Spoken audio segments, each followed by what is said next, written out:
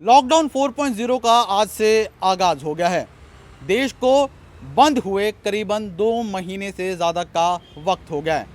इससे पहले जो केंद्र सरकार है, केंद्र सरकार ने 20 लाख करोड़ रुपए की आर्थिक मदद है वो भी आम लोगों तक पहुंचाने की बात कही है।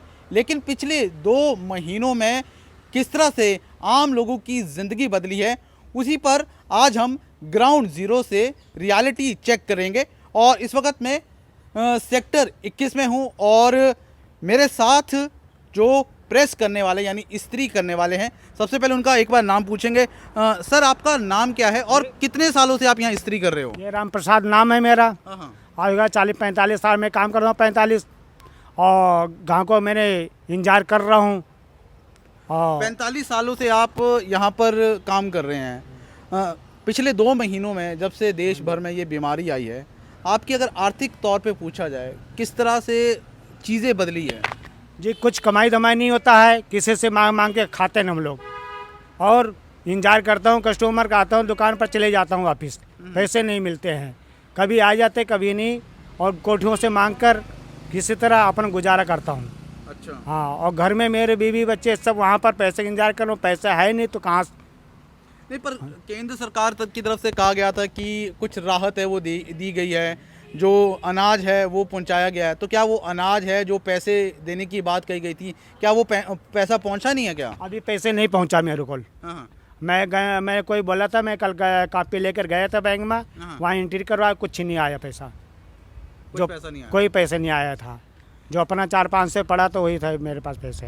अच्छा, वैसे अमूमन अगर रोज़ की बात करें, जब लॉकडाउन नहीं था, जब ये बीमारी नहीं फैली थी, तो उस समय कितनी कर रोज़ाना की कमाई हो जाती थी? हर रोज़ कितना कमा लेते थे? हो जाता है 400 रुपया, 300 रुपया, किसी बस, इससे ज़्यादा नहीं। हाँ जी, 400 रुपये हो जाता है या 300 रुपया।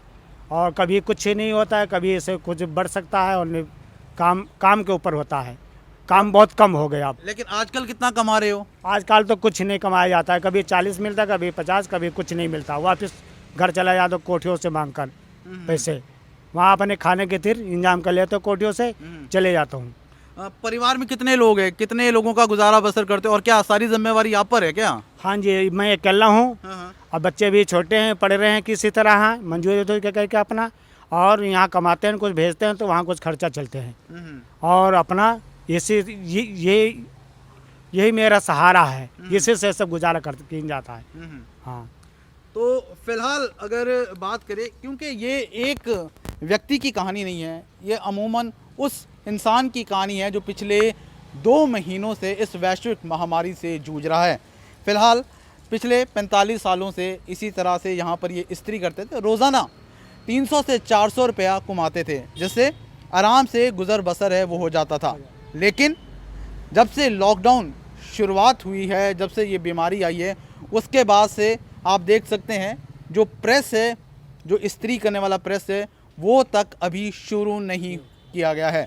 इंतज़ार किया जा रहा है कि कब लोग आएँ, कब जो कपड़े हैं वो इस्त्री करने के लिए दें, जिससे ये अपनी रोज़मर्रा की ज़िंदगी है उसको वापस पटरी पर ला सके। और ख़ास तौर पर जो 20 लाख करोड़ रुपए की आर्थिक मदद की बात केंद्र सरकार द्वारा की गई है, वो मदद कब तक इन लोगों के असल ज़िंदगी में पहुंचेगी, उस पर अभी कुछ कह पाना थोड़ा सा जल्दबाजी होगा। कैमरा पर्सन राजेश राणा के साथ ललित शर्मा, न्यूज़ PHH, चंडीगढ़।